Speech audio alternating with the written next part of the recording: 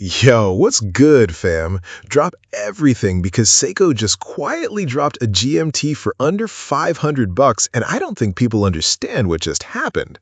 This is Tick vs Tock, and if you're new here, smash that subscribe button right now, hit the bell so you don't miss the next one, and let's get into the SSK059, the Overwhite Field GMT, because this thing is about to sell out and nobody's ready.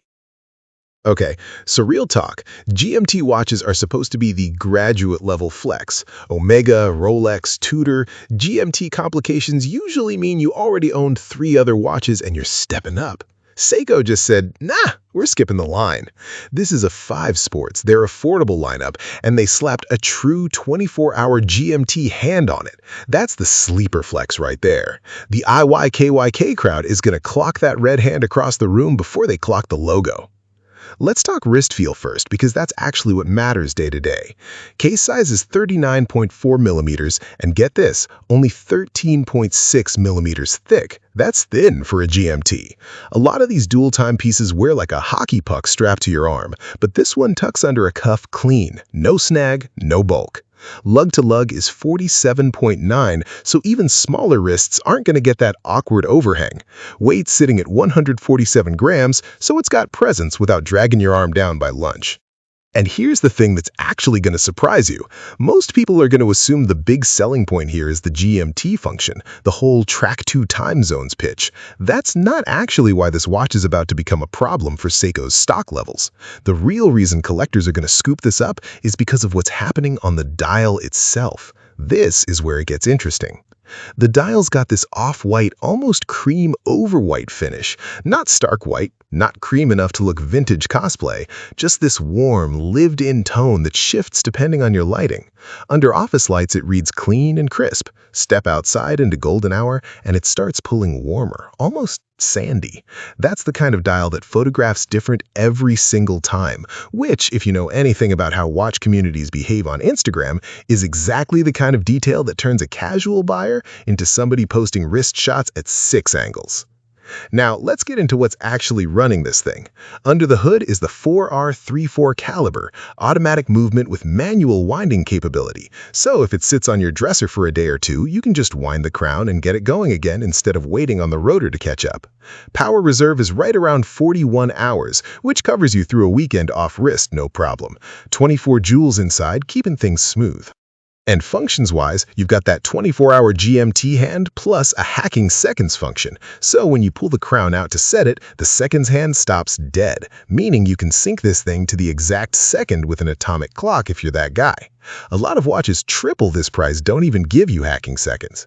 Real-world timing check? I set this against my phone during a coffee pour this morning, walked away, came back 40 seconds later, dead accurate. Threw on a quick gym session, tracked my rest sets off the seconds hand, no drift I could catch by eye. That's the kind of everyday accuracy that makes a watch disappear onto your wrist instead of reminding you it's there.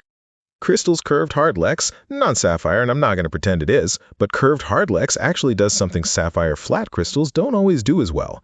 It catches light and bends it across the dial in a way that gives you the subtle domed look, almost vintage, without the scratch resistance dropping to 0. Lumi brights on the hands and the indexes, so walk into a dark movie theater, glance down, that lume's popping bright green-blue without you needing your phone flashlight to check the time.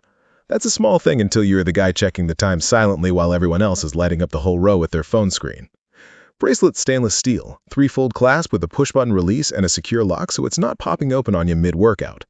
Distance between the lugs is 20 millimeters, so if you're the type who swaps straps depending on the fit, NATO for the gym, leather for dinner, this is an easy size to source for. And flip it over, see-through caseback, screwed down so you can actually watch that automatic movement working if that's your kind of thing. Water resistance is sitting at 10 bar, that's 100 meters, so pool days, car washes, getting caught in the rain running to your car, none of that's a concern. Magnetic resistance is rated at 4800 AM2, which matters more than people realize if you're working near speakers, laptops, or anything with a motor in it. Keeps your accuracy from getting thrown off by everyday magnetic exposure. Now here's that loop I opened earlier finally paying off. Remember I said the dial shift was the real reason collectors are circling this one? Here's why that actually matters for your money. Seiko's limited-run 5 sports pieces with dial finishes like this one have a track record of disappearing off shelves and then popping up on the resale market with noticeably more than retail within months. This exact combo, GMT function, sub 14mm thickness, under 40mm case, that shifting dial tone, checks every box collectors are actively hunting for right now. When a watch checks that many boxes at this price point, it doesn't sit on shelves long. Retail on this one is sitting right around £410, which lands somewhere in that $450 range once you factor exchange. And for a true GMT complication with a dressed-up finish like this, that's genuinely wild pricing. You're getting a function that usually gates you into a totally different price tier, wrapped in a case that wears thinner and lighter than watches half its spec sheet. Compare that to what you're paying for a GMT from the big Swiss names. You're multiple thousands of dollars deep before you even get near this thickness-to-function ratio. This is the people's GMT. This is the one you wear into a meeting next to somebody's 5-figure piece, and nobody in that room can tell the difference from 6 feet away. Except you, because you know what you paid. So here's where I landed. Build quality's there, the movement's reliable, the dial does something genuinely different in changing light, and the GMT function actually works the way it should. I'm putting this at a 9.2 out of 10, docking a little only because it's Hardlex instead of Sapphire. That's it. Everything else is a straight win.